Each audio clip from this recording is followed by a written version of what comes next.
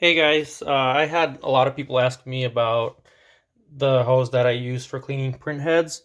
This is what I have. It's a small hose that I just built out of stuff that I had laying around. I just needed to clean a print head one time, and I did this, and it worked for me ever since. What I have here, I'll show you, it works just fine. There's no leaks over here. Water comes out at whatever pressure you need it at. And like I've said in other videos, don't put too much pressure, water pressure into the print heads to avoid damage. But this is how, it's basically a 2-liter bottle cap that I used. I drilled a hole in there to fit the connection, the hose connection. You can use either this one that has like a double-sided one. So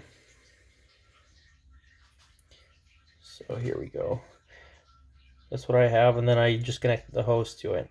The hose, I'm not sure what the size of it is as far as diameter, but any connection that you get here, just get a hose for it. I'm using one from like an oil transfer kit from O'Reilly or something like that.